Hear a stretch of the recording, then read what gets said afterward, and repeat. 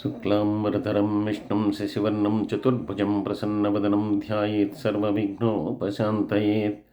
అగజానన పద్మార్కం గజాననమహర్నిశమనేకదంతం భక్తానాం ఏకదంతముపాస్మహే. వ్యాసాయ విష్ణురూపాయ వ్యాసరూపాయ విష్ణవే నమో వై బ్రహ్మనిధయే వాసిష్ఠాయ నమో నమః.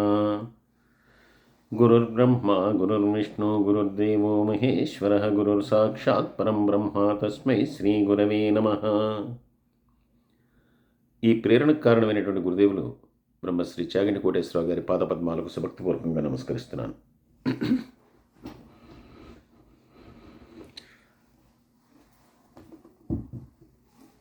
జనమేజయ మహారాజు గారు చేసినటువంటి యాగం,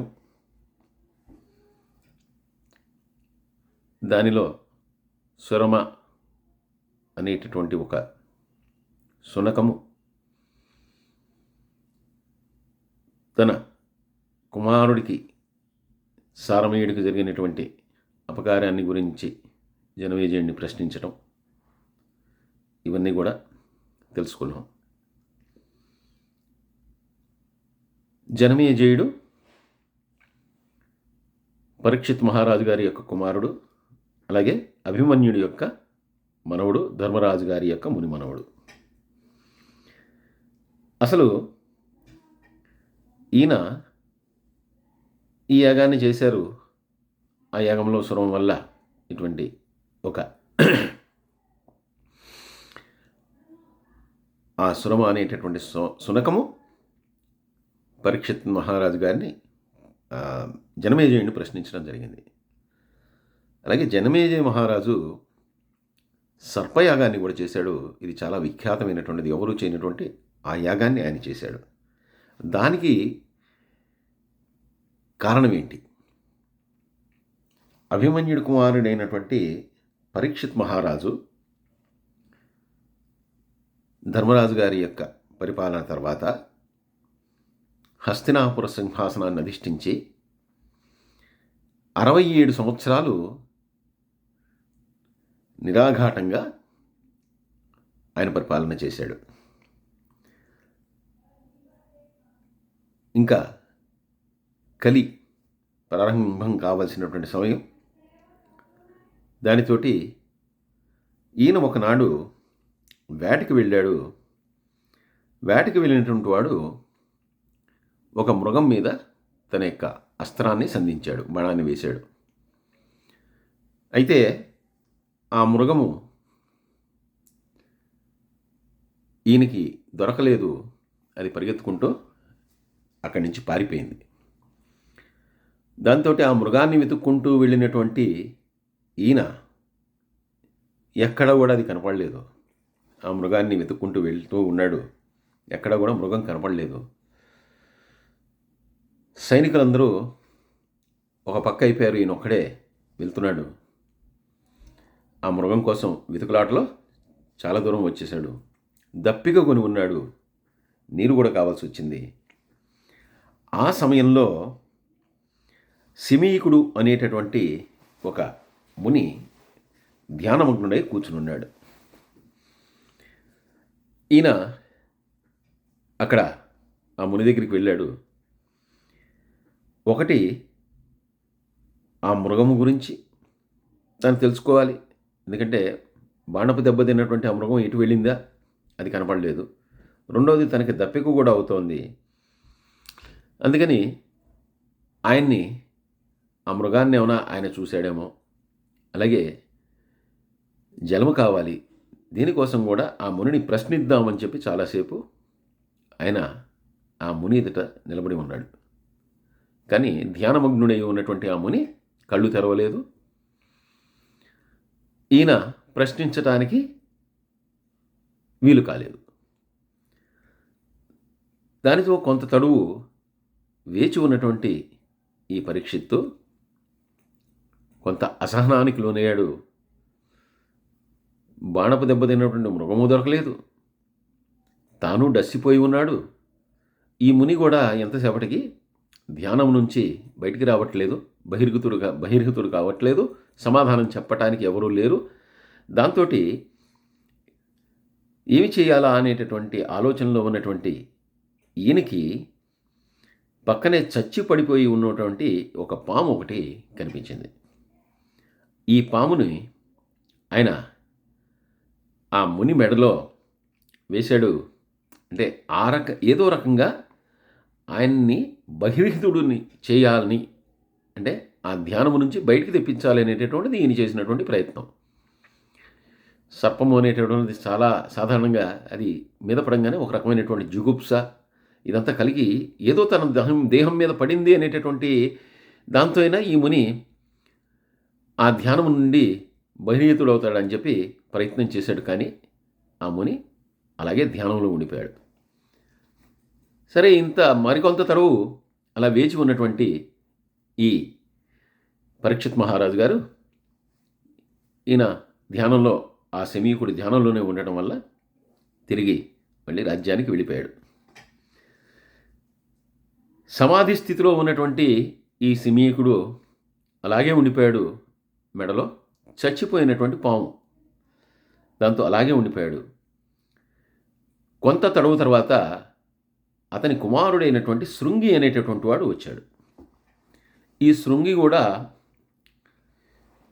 చాలా శాస్త్ర సంపన్నుడు, తపస్సంపన్నుడు. దానికి తోడు విపరీతమైనటువంటి క్రోధం కలవాడు. వెంటనే వచ్చాడు, చూశాడు తండ్రి మెడలో చనిపోయినటువంటి పాము. అంటే ఏదైనా సరే, ప్రాణం పోయినటువంటిది ఏదైనా సరే ఒక కళేబరమే.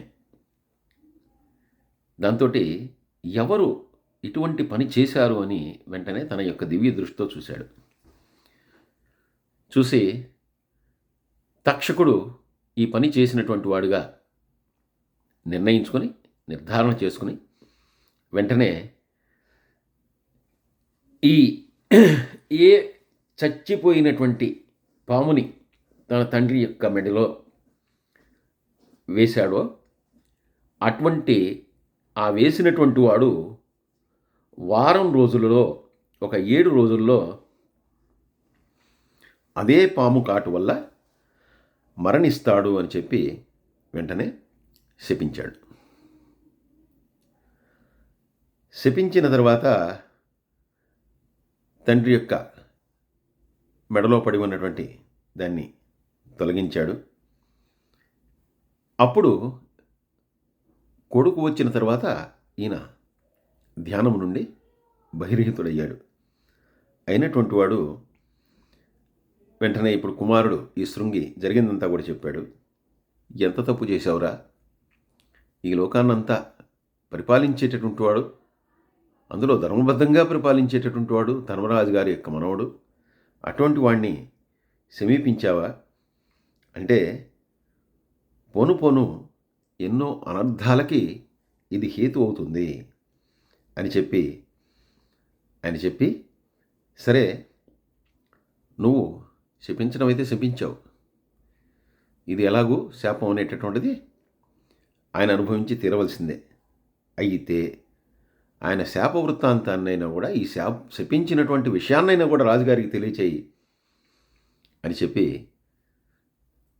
చెప్పగా శమీకుడు సరే అని చెప్పి ఆ పరీక్షిత్తుతోటి ఈ శాప వృత్తాంతాన్ని తన శిష్యుల ద్వారా తెలియజేశాడు. మళ్ళీ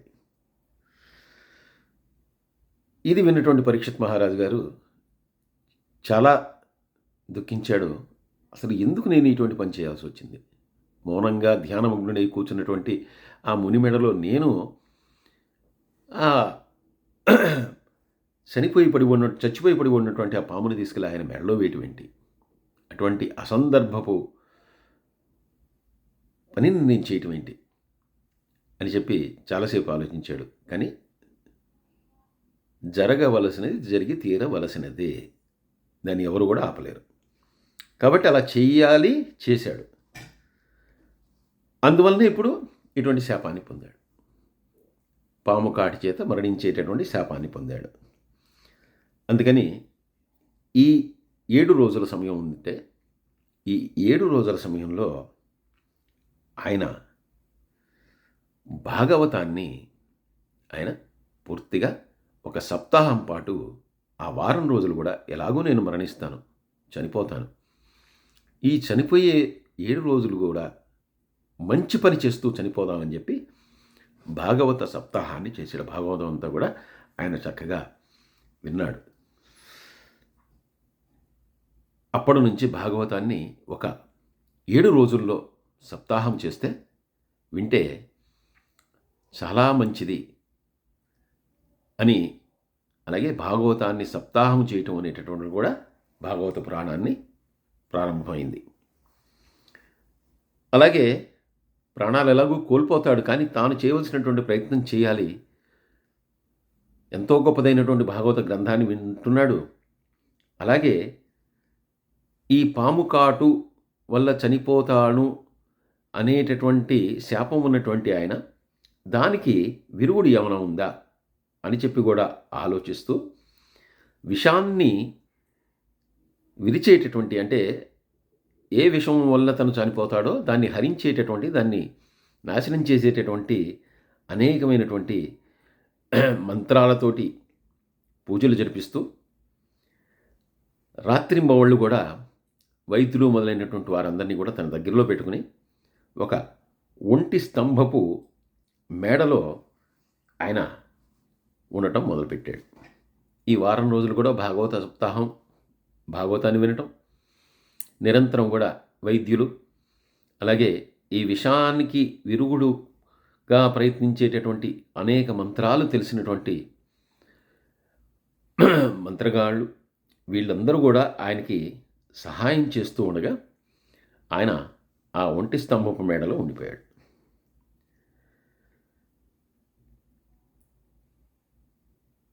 అయితే ఈ విషయానికి విరుగుడు ఏమిటి? ఇది ఎలా అంటే, సాక్షాత్తు ఈ సృష్టి అంతా కూడా చేసేటటువంటి బ్రహ్మదేవుడు కశ్యప ప్రజాపతికి సంజీవిని అనేటటువంటి మంత్రాన్ని ఉపదేశించాడు. ఈ మంత్రం ద్వారా ఈ కశ్యపుడు అనేటటువంటి ఆయన మహారాజు గారిని బతికించవచ్చు. అంటే ఒకవేళ పాము కాటు చేత ఆయన మరణించినా కూడా తిరిగి ఆయన్ని బతికించవచ్చు. అలా బతికించడం ద్వారా తనకి రాజుగారు చాలా బహుమానాలు ఇస్తాడు, ఎందుకంటే ఆయన ప్రాణాన్ని కాపాడబోతున్నాడు కాబట్టి అని చెప్పేటటువంటి ఉద్దేశంతో తిరిగి ఆయన్ని బ్రతికిద్దామని చెప్పి ఈయన బయలుదేరాడు. అయితే తక్షకుడు దారిలో ఈయనకి ఎదురుపడ్డాడు. ఎదురుపడి ఏ కార్యం మీద నువ్వు వెళ్తున్నావు అని చెప్పి అడిగాడు. ఈయన బయలుదేరినటువంటి విషయాన్ని ఆయనకి చెప్పాడు. చెప్తే తక్షకుని యొక్క కాటు నుండి తప్పించుకోవటం అనేటటువంటిది సాధ్యపడే విషయం కాదు.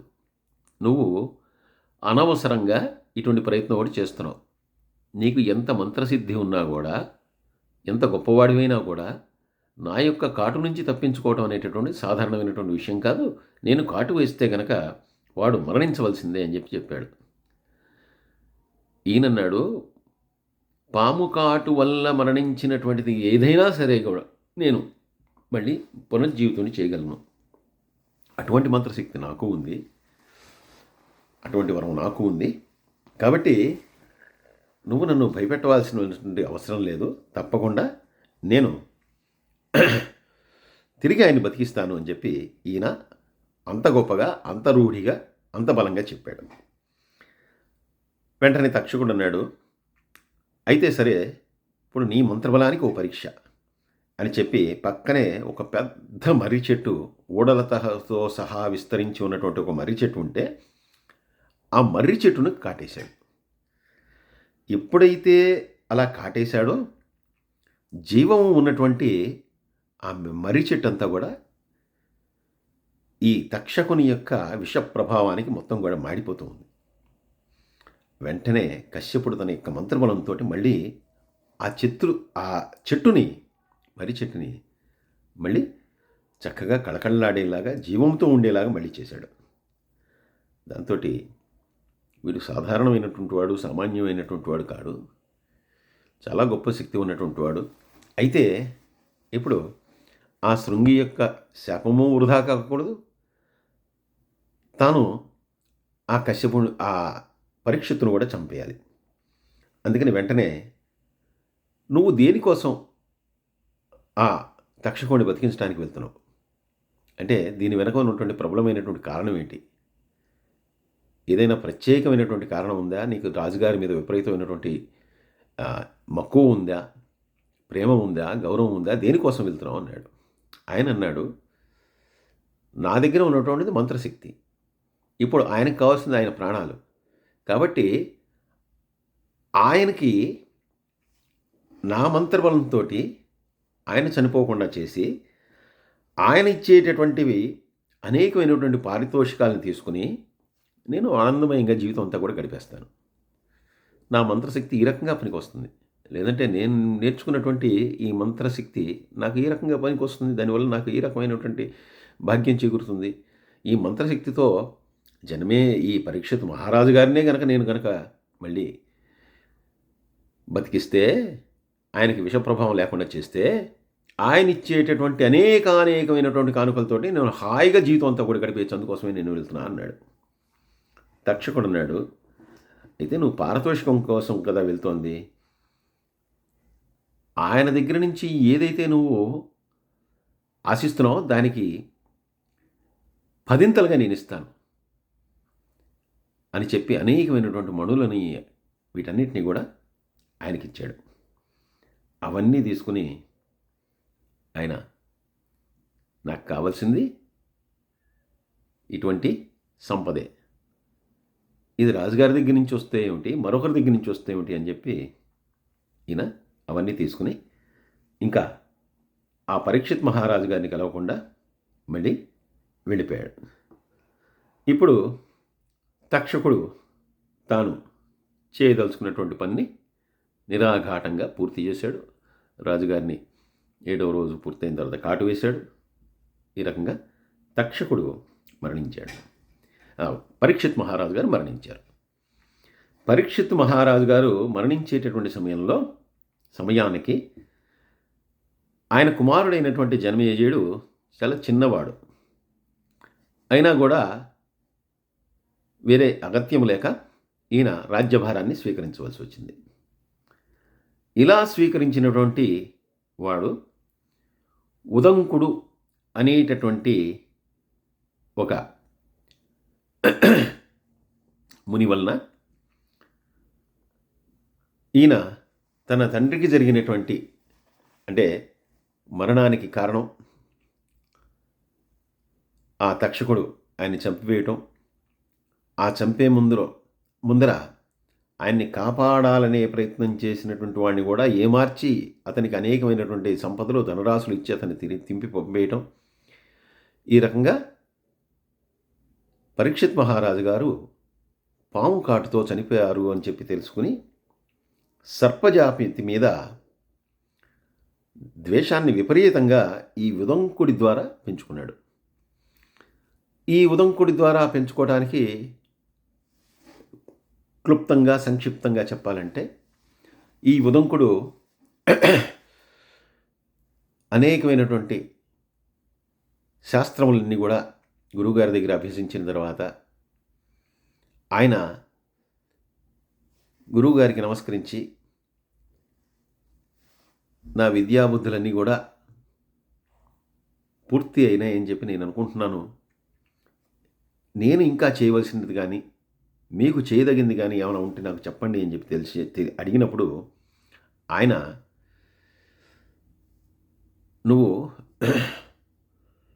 పక్క దేశంలో ఉన్నటువంటి మహారాజు గారి దగ్గర దివ్యమైనటువంటి కర్ణ కుండలములు ఉన్నాయి, అవి తీసుకొచ్చి నాకు ఇవ్వాల్సింది, ఎందుకంటే గురుపత్ని వాటిని కోరుకుంటుంది అని చెప్పాడు. అవి తీసుకురావడానికి ఉదంకుడు వెళ్ళాడు. వెళ్ళినటువంటి వాడు ఆ మహారాజు గారి యొక్క పత్నిని కలిసి ఆవిడని ప్రార్థించి ఆ కుండలములు తీసుకున్నాడు.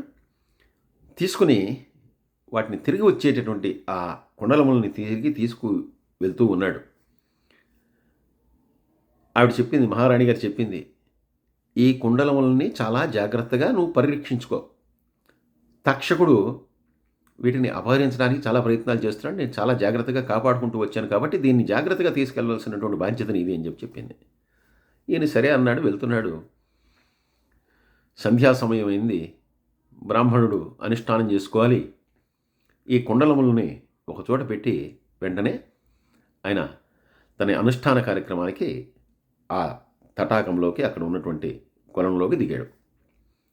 అదే అదనుగా చూసుకున్నటువంటి ఈ తక్షకుడు దాన్ని తీసుకుని వెళ్ళిపోయాడు తన యొక్క లోకానికి. వెంటనే ఈయన అనుష్ఠానం పూర్తయిన తర్వాత పైకి వచ్చాడు. పైకి వచ్చిన తర్వాత చూస్తే ఎక్కడా కూడా కుండలాలు కనిపించలేదు. ఇది తక్షకుడి పని అని చెప్పి తెలుసుకున్నటువంటి ఆయన వెంటనే ఆయన కూడా పాతాళ లోకానికి వెళ్ళాడు. వెళ్ళి అక్కడ ఉన్నటువంటి ప్రభువుని కలిశాడు. కలిసి ఇలా తక్షకుడు ఆ కుండలాలని అపహరించుకుని వచ్చాడు. నా తపశ్శక్తితోటి నేను ఇప్పుడు నాగజాతినంతా కూడా నిర్వీర్యం చేసి దాన్ని తీసుకువెళ్ళనా, లేదా తక్షకుడి చేత నాకు తిరిగి ఇప్పిస్తారా అని అడిగాడు. సరే, మళ్ళీ తక్షకుడి చేత ఆయన ఏదైతే తక్షకుడు అపహరించుకుని తీసుకొచ్చాడో ఆ కుండలాల్ని మళ్ళీ ఈ ఉద్దంకుడికి ఇప్పించాడు నాగరాజు. వాటిని తీసుకుని మళ్ళీ తన యొక్క గురువుగారి దగ్గరికి వెళ్ళి గురుపత్నికి వాటిని సమర్పించాడు. అయితే గురువుగారు అన్నారు, పక్కన ఉన్నటువంటి రాజుగారి దగ్గరికి వెళ్ళి కుండలాల్ని తీసుకున్నామని చెప్తే ఇంతసేపు పట్టింది ఏమిట్రా? ఇదేనా నేను నీకు నేర్పిన విద్య? ఇదేనా నువ్వు తెలుసుకుంది? ఇంత ఆలస్యం చేస్తావా అని చెప్పి గురువుగారు శిష్యుణ్ణి మందలించాడు. ఈయన అప్పుడు జరిగిందంతా కూడా చెప్పాడు.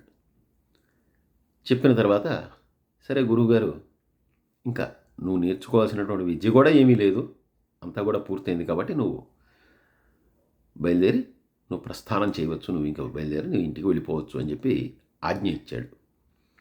ఇచ్చిన తర్వాత ఈయన బయలుదేరి వచ్చేస్తున్నప్పుడు ఏ తక్షకుడి వలన ఇదంతా జరిగిందో, ఏ తక్షకుడి కారణంగా తనకు ఆలస్యమైందో, దేనివల్ల గురువుగారు చేత తాను అనవసరంగా మందలింపబడ్డాడో, దీనంతటికీ కారణం తక్షకుడు చేసినటువంటి పని. కాబట్టి అటువంటి తక్షకుడి మీద, నాగజాతి మీద పగ తీర్చుకోవాలి అని చెప్పి ఈయన జనమేజయ మహారాజు గారిని ఆ సర్పయాగము చేసేందుకు ఈయన బాగా ప్రోత్సహించాడు. సరే, ఈయన ప్రోత్సహించినంత మాత్రము చేత సర్పయాగము ఎలా జరుగుతుంది? సర్పయాగములో అనేక వేల లక్షల సర్పాలన్నీ కూడా ఎలా ఆహుతైపోతాయి? కేవలం ఉద్దంకుడి యొక్క సంకల్పంతోనే ఇదంతా జరిగిందా? తక్షకుడు ఈ రకంగా ఆ కర్ణాభరణాలని దొంగిలించడం అనేటటువంటి చిన్న కారణంతో ఇదంతా జరిగిందా? అసలు ఎందుకు జరిగింది? అలాగే జనమేజయుడు ఈ సర్పయాగము కేవలం ఈ ప్రోద్బలంతోనే చేశాడా? దీని వెనకాల బలమైనటువంటి కారణం ఏమైనా ఉందా అనేది కూడా ఆలోచించవలసిందే. ఎందుకంటే కారణము లేకుండా ఏదీ జరగదు. భగవంతుని యొక్క ప్రేరణ లేకుండా ఏదీ జరగదు. శివుని ఆజ్ఞ లేనిదే చీమైనా కుట్టదు అన్నట్టుగా భగవంతుని యొక్క ప్రేరణ లేకుండా ఏదీ కూడా జరగదు. ఎవరి చేత చేయబడినా అదంతా కూడా వాళ్ళు కేవలం భగవంతుని యొక్క ప్రేరణతోటి, భగవంతుని యొక్క సంకల్పం అలా జరగవలసి ఉన్నది కాబట్టి వాళ్ళు చేయటానికి ఒక పాత్ర అవుతారే తప్పితే వారి వల్లే అది సాధ్యపడదు. ఇదంతా కూడా ప్రేరణ అంతా కూడా ఆ పరమాత్మ దగ్గర నుంచి వచ్చేటటువంటిదే. కాబట్టి ఈయన సర్పయాగము ఎందుకు చేశాడు, సర్పయాగము వెనకాల ఉన్నటువంటి విషయం ఏంటనేటటువంటిది రేపటి రోజున తెలుసుకుందాం. సర్వే జనా సుఖినో భవంతు, సమస్త లోకా సుఖినో భవంతు. స్వస్తి.